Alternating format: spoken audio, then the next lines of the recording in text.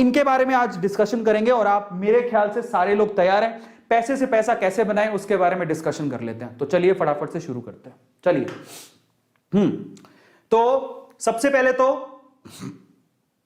ये तो मैं बाद में बताऊंगा आपको, चलो मैं पहले ही बता देता हूं। कई कहे कि पैसा कहां से लाएं, उसके बारे में खैर अपन डिस्कशन करते। तो चलो सपोज करते हैं कि आपके पास पैसा है थोड़ा बहुत, मान लो आपके पास आपके 1000 रुपए भी सैलरी है, 100 रुपए होंगे।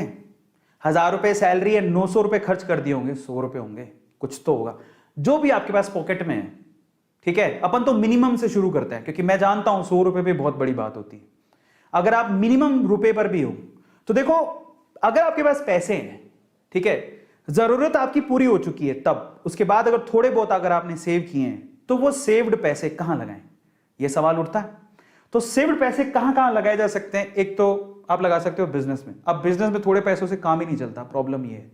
ठीक है, अब मैं एक बता देता हूं, पर वैसे ये बात, अगर आपके पास पैसे हैं तो आप बिजनेस लगाओ, बिजनेस में लगाओगे, ये रिस्की बहुत ज्यादा है, लेकिन इसके रिटर्न का कोई मुकाबला ही नहीं है। अगर वो बिजनेस चल पड़ा तो इसके रिटर्न का कोई मुकाबला नहीं है। इसका मतलब बिजनेस सबसे ज्यादा प्रॉफिटेबल है अगर आपको अपने आप पे यकीन है और अगर आप हाई रिस्क उठाने को तैयार हो तो।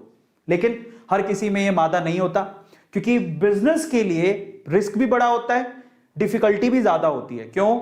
एक तो बिजनेस का आइडिया सेलेक्ट करो, फिर उसमें इन्वेस्टमेंट अच्छा खासा होता है। 100 रुपए से तो काम चलेगा नहीं, है ना। 100 रुपए से काम चल भी सकता अगर हम लोग यही सोचें कि चलो चाय की थड़ी खोल लेते हैं। चाय की थड़ी में क्या लगता है, मतलब थोड़ा बहुत इधर से उधार लिया तो चल सकता है, but that is a small business. But again, बड़े बिजनेस के लिए आपको बड़ी टीम चाहिए, ठीक है, आपको इनकी बारीकियां पता होनी चाहिए, रिस्क बहुत ज्यादा है और पैसा भी थोड़ा ज्यादा चाहिए, तो बिजनेस वाला काम तो बनेगा नहीं। हाल फिलहाल तो और बिजनेस ऐसी चीज है, बाहर निकल के कोई ऑनलाइन बिजनेस करना चाहते हो तो अलग बात है, पर बिजनेस के रिटर्न का कोई मुकाबला नहीं है। लेकिन बिजनेस में रिस्क बहुत ज्यादा है, रिटर्न ज्यादा है तो रिस्क भी बहुत ज्यादा है, समझ रहे हो। तो और इतना समय भी, सबसे इंपॉर्टेंट चीज क्या है बिजनेस में, समय भी बहुत लगता है। इतना तो समय हमारे पास है ही नहीं, इतना टाइम कैसे देंगे। अब दूसरी चीज पर आते हैं, if you have money you can invest that money. आप उस पैसे को इन्वेस्ट कर सकते हो। तो बिजनेस तो भूल जाओ, इन्वेस्टमेंट पे आ जाओ, यही हमारा टारगेट है। इन्वेस्ट मनी, आपने पैसा लगा दिया, भूल जाओ, आपको समय नहीं देना उसके बाद, समझ रहे हो। अब इन्वेस्टमेंट कहां कहां होती है जरा आप समझो। सबसे पहले तो इफ यू हैव मनी, अगर आपके पास एक्स्ट्रा अमाउंट है आप क्या कर सकते हो, आप एफडी में डाल दो, आरडी में डाल दो, पीएफ में डाल दो। ये ऐसी चीजें हैं जिनमें सबसे कम रिस्क होता है, कोई रिस्क नहीं है, मतलब ना के बराबर रिस्क होता है। अनलेस अनटिल आपका जो बैंक है वही डूब गया तो अलग बात है, अदरवाइज इसमें कोई रिस्क नहीं है। आपको वो बोलेंगे आजकल तो वैसे एफडी में बहुत कम रिटर्न मिलते हैं, एचडीएफसी मैं बात करूं या फिर आईसीआईसी की बात करूं, जो भी बैंक है, 5% की रिटर्न है टोटली।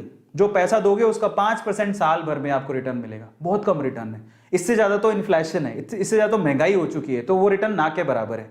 हाँ, इसमें लो रिस्क है, ठीक है, लेकिन सॉरी, हाँ रिस्क लो है, रिस्क फ्री है, लेकिन रिटर्न भी अच्छे नहीं मिलते हैं।